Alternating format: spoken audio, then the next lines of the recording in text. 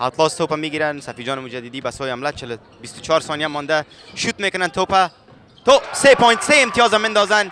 41 بر مقابل 45.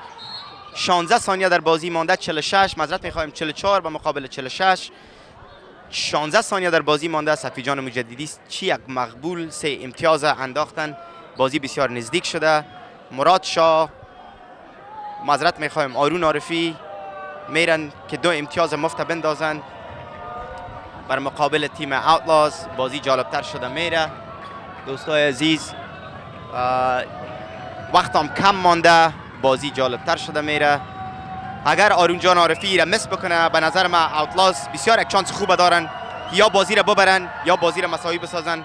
آرون جان عارفی امتیاز میندازن و آل 3 امتیاز پیش هستند بر مقابل اوتلاز. اینا لگایی امتیاز هم پرتن.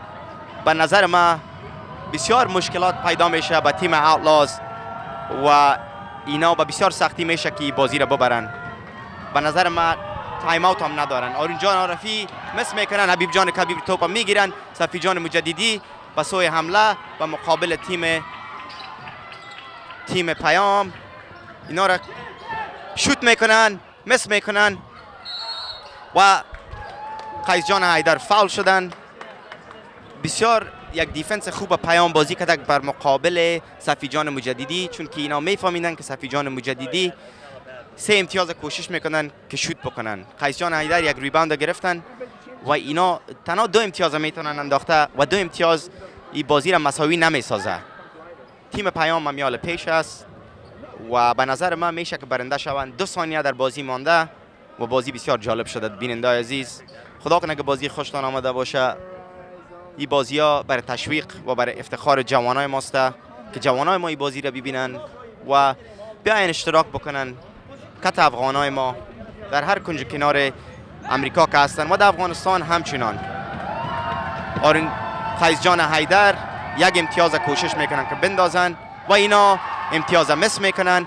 به نظر من این امتیاز دوم هم باید مس بکنن. اگر اینا مس نکنن پیام توپ میگیره و بازی خلاص میشه.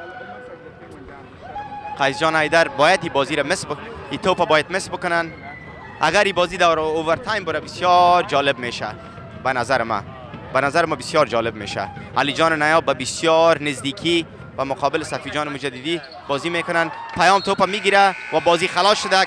تیم پیام برنده میشه و قهرمان از این تورنمنت میشه. علی جان نیاب بسیار یک بازی خوب کردن و بسیار